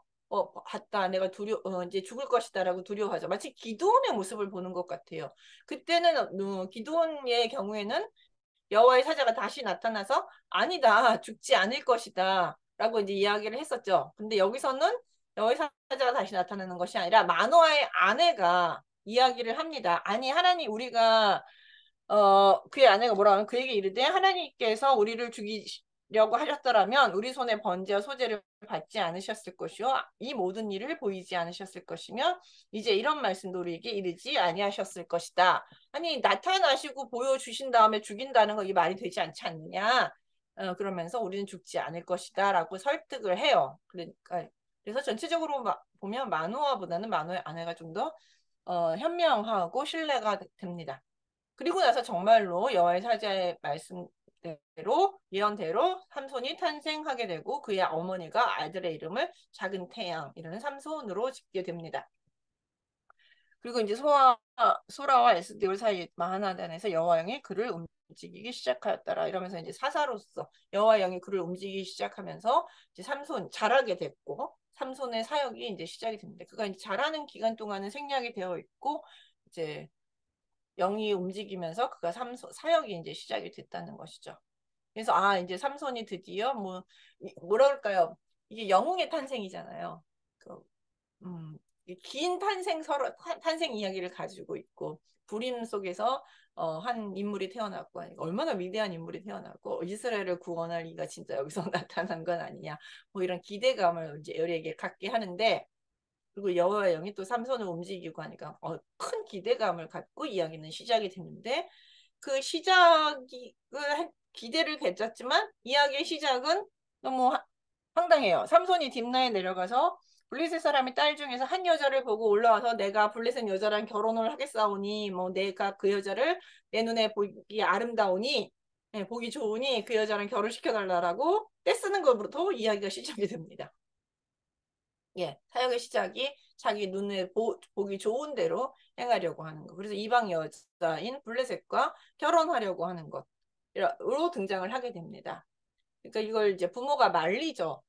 부모가 말리지만 이 말을 듣지 않습니다. 날 결혼하게 해라 하면서 막 명령형으로 말을 해요. 여기서 보면 공손한 표현 아니에요. 나 결혼할 거야. 나 결혼하게 해줘. 결혼해야 해. 뭐 이런 식의 좀 뭐라 그래 강한 어조로 이야기를 해요.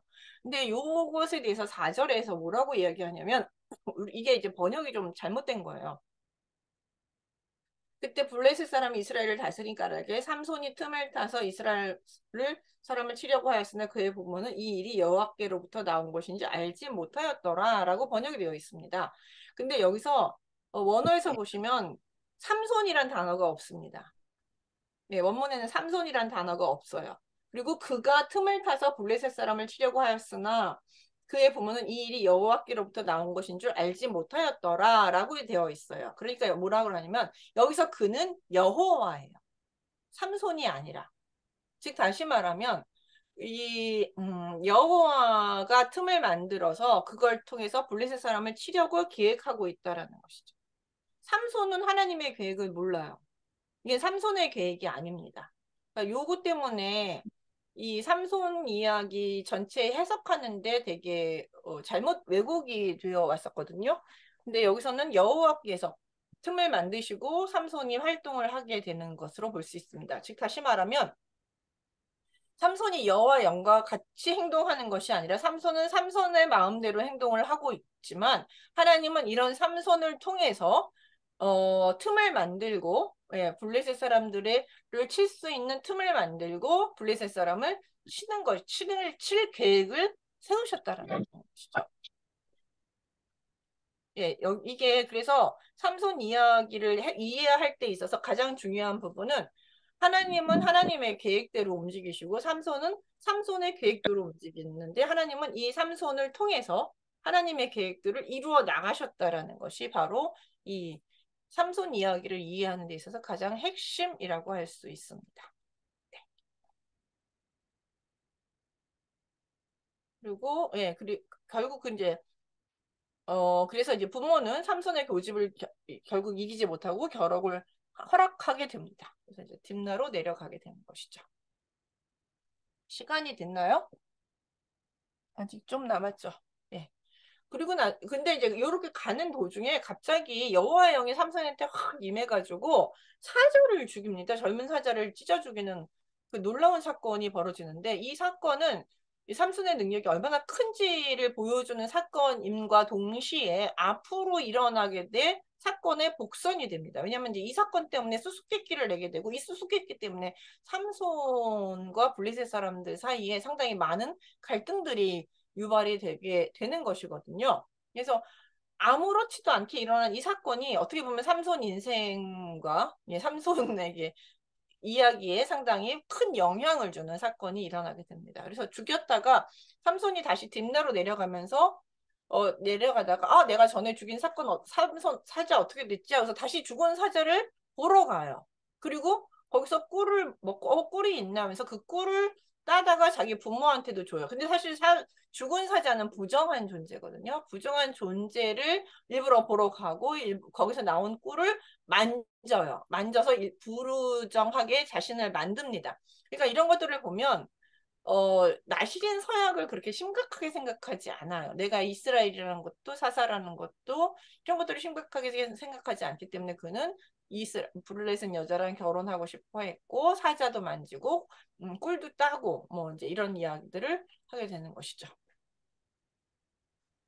여기까지 이야기를 하고요. 그 다음부터는 조금 이야기가 길어서 잠깐 쉬었다가 계속 이야기를 하는 것이 좋을 것 같습니다.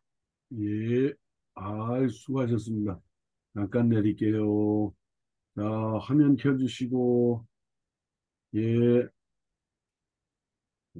아주 열강해 주시고, 아주 변함없이 귀한 강의를 해 주셨습니다. 야, 한번 얼굴 보시고, 아까 사진을 못 찍었어요. 우리 출석 사진 한번 찍겠습니다. 환하게 한번 웃으시고, 환하게 한번 웃으세요. 할렐루야, 할렐루야.